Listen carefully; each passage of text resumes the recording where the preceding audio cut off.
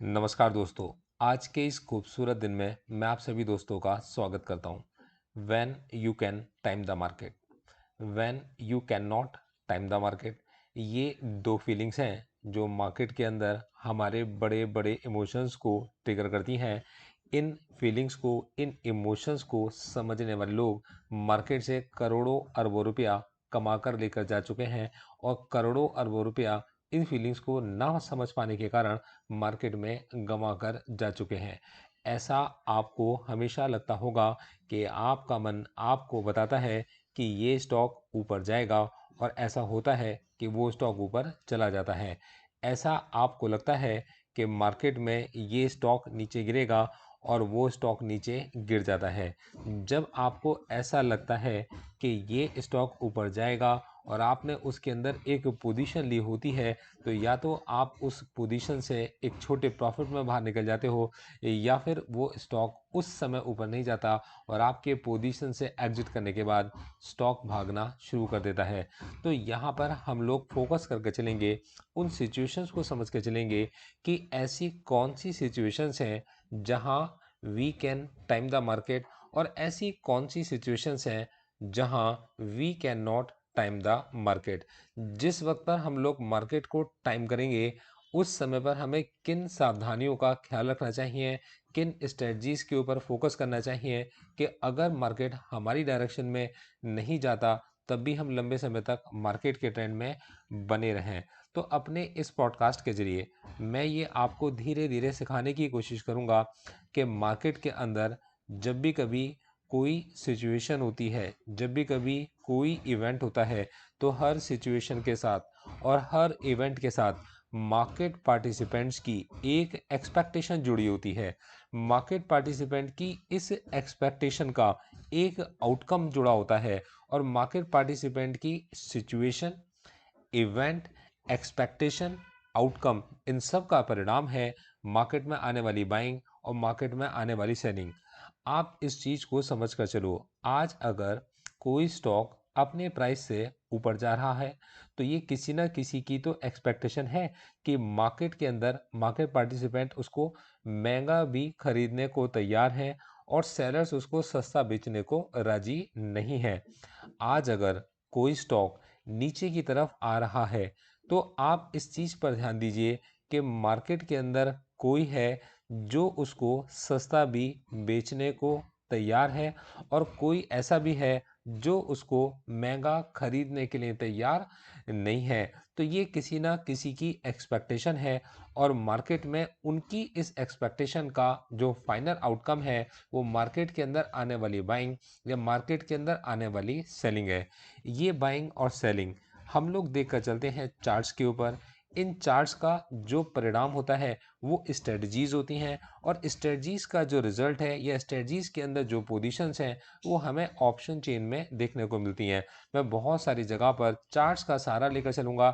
इस पॉडकास्ट में मैं कुछ ऐसे पॉडकास्ट भी आप लोगों के साथ शेयर करूँगा जिनके अंदर हम आपको चार्ट्स दिखाकर चलेंगे। ये लाइव चार्ट भी हो सकते हैं और ये पुराने रिकॉर्डेड चार्ट्स भी आपको देखने को मिलेंगे जिससे कि आप सिचुएशंस को अच्छे से समझ सको। मैं यहाँ पर जब स्ट्रेटजीज को अप्लाई करूँगा तब उस जगह पर हम लोग ऑप्शन चेन का भी सहारा लेकर चलेंगे जिससे कि आप लोग ऑप्शन चेन को बहुत अच्छे से प्रैक्टिकली भी समझ पाओ। हो सकता है कि आप लोग मेरी स्ट्रेटजीज को समझते हुए, मेरे चार्ट्स को समझते हुए, मेरे एनालिसिस को समझते हुए शायद मार्केट से कोई बड़ा प्रॉफिट ना निकाल पाओ। पर ये भी बात है कि ये जो स्ट्रेटजीज हैं इनका मकसद आपको बड़े प्रॉफिट से ज़्यादा बड़े नुकसान से बचाना है। इनका मकसद आपको मार्केट में लंबे समय तक जिंदा रखना है जिससे कि आप मार्केट में हर दिन पहले से ज़्यादा स्मार्ट होते चले जाएं। जैसे जैसे आप इन सिचुएशन को समझना शुरू करेंगे, अपने प्लान बनाने शुरू करेंगे, स्ट्रेटजीज को टेस्ट करना शुरू करेंगे, आपके अपने बहुत सारे आइडियाज़ होंगे जिन्हें आप हमारे साथ शेयर करके चलेंगे और यूनाइटेड वी स्टैंड के इस मोटो के साथ हम लोग आगे की तरफ बढ़ेंगे। मैं जिन चार्ट पैटर्न्स के बारे में आपसे बात करूंगा, मैं जिस तरीके की अंडरस्टैंडिंग आपके साथ डेवलप करके चलूंगा, जो इंटरप्रिटेशन हम लोग चार्ट्स को देख के चलेंगे वो बहुत ही लॉजिकल होगी, रैशनल होगी, क्रिस्टल क्लियर होगी। उनके अंदर हमारे रिस्क डिफाइंड होंगे और हमारा ट्रेड प्लान लॉजिकल तरीके से हमें हमारे रिवॉर्ड्स के बारे में बताकर चलेगा। इस पूरी बुक के अंदर मैं आपके साथ मेरी वो पर्सनल ऑब्जर्वेशन शेयर कर रहा हूँ, मेरी वो रीडिंग शेयर कर रहा हूँ जिन्हें मैंने अपनी नॉलेज से या अपने एक्सपीरियंस से गेन किया है। इसे आप लोगों के एक्सपीरियंस के साथ मैं बढ़ाना भी चाहता हूँ। हम धीरे-धीरे इसमें आगे की तरफ बढ़ेंगे। हम इसकी शुरुआत में सबसे पहले बैंक निफ्टी पर फोकस करेंगे, फाइनेंस स्टॉक्स के ऊपर फोकस करेंगे। हम उनको समझने की कोशिश करेंगे क्योंकि ये काफ़ी तेज़ी से मूव करते हैं और इनके अंदर आने वाले मूवमेंट से बनने वाले जो चार्ट पैटर्न्स होते हैं वो बहुत ही डिफरेंट होते हैं। आसमान बिल्कुल खाली है। आसमान जब खाली है तब उसके अंदर अगर बादल ही नहीं होंगे तो आसमान की खूबसूरती क्या, पैटर्न्स बनेंगे ही नहीं। तो इसलिए हम लोग इसके अंदर ज़्यादा ध्यान दे के चलेंगे बैंक निफ्टी के ऊपर।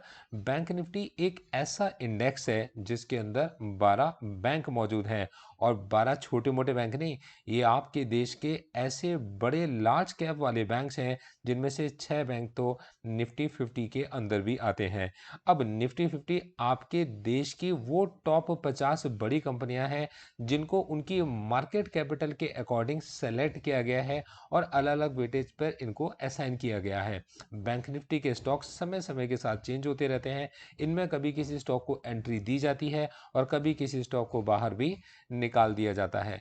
बैंक निफ्टी में जब तक मैं और आप बात करेंगे, जब तक मैं और आप समझेंगे, तब तक इंट्राडे हाई से लेकर इंट्राडे लो तक 500 से 800 पॉइंट की गिरावट का हो जाना या 500 से 800 पॉइंट का इजाफा हो जाना कोई बहुत बड़ी बात नहीं है और नॉर्मल 500 पॉइंट की रेंज में ही बैंक निफ्टी काम कर रहा होता भी है। अब हमने बैंक निफ्टी के ही सेक्टर को क्यों चूज किया? क्योंकि ये एक फाइनेंस सेक्टर का स्टॉक है। फाइनेंस फाइनेंस सेक्टर का इंडाइसेस है। फाइनेंस सेक्टर एक सेंसिटिव सेक्टर है क्योंकि हम हमेशा हमारे फाइनेंसेस को लेकर सेंसिटिव रहते हैं।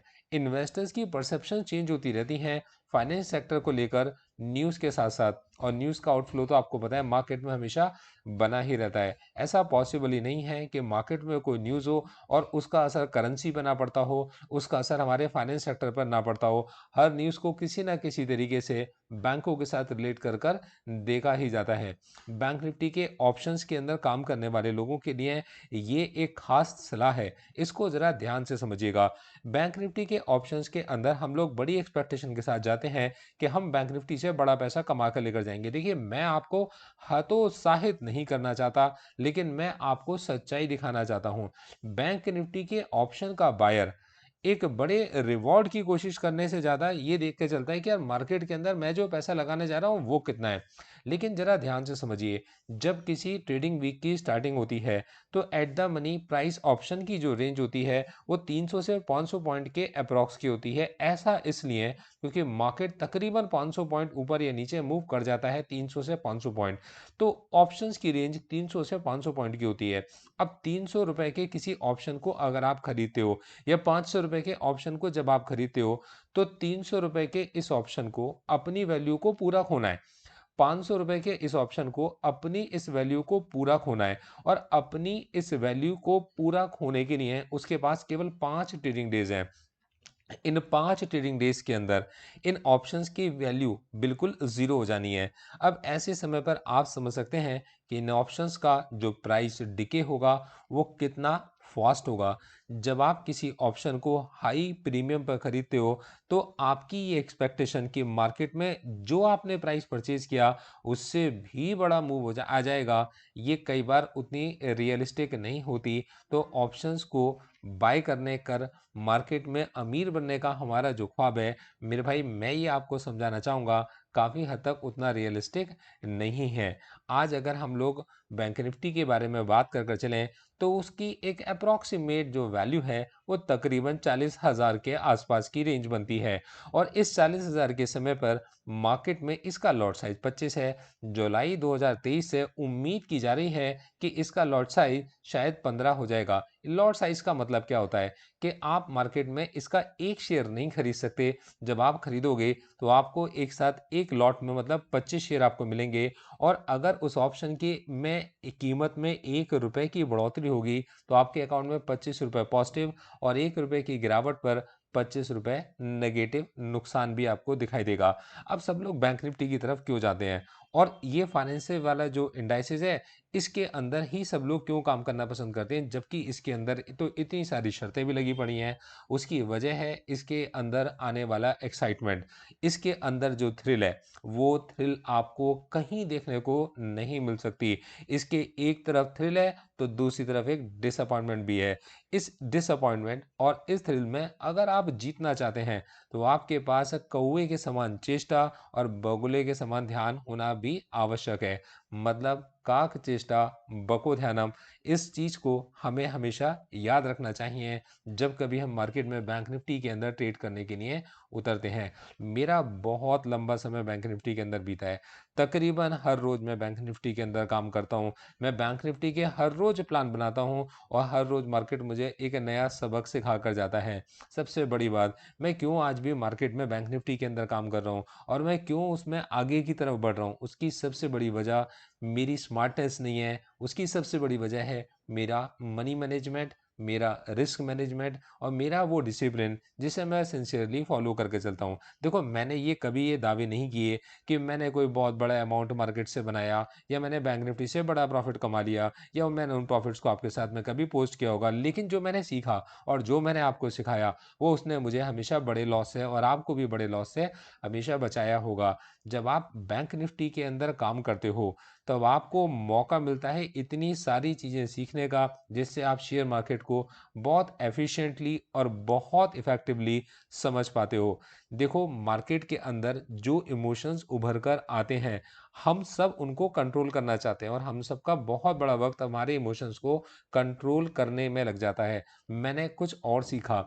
मैंने बजाय इसके कि मैं मेरे इमोशंस को कंट्रोल करूं, मैंने केवल मेरे इमोशंस को समझना शुरू किया कि मैं इनके कंट्रोल में हूं और मुझे इनको समझना चाहिए कि अभी ऐसा कौन सा इमोशन है जो मुझे कंट्रोल कर रहा है। और मैंने अपने ट्रेड प्लान को स्ट्रिक्टली फॉलो किया कि मेरा इमोशन मुझे कंट्रोल कर रहा है, पर मेरा ट्रेड प्लान मुझे ये करने के लिए कह रहा है, तो मुझे यही करना चाहिए।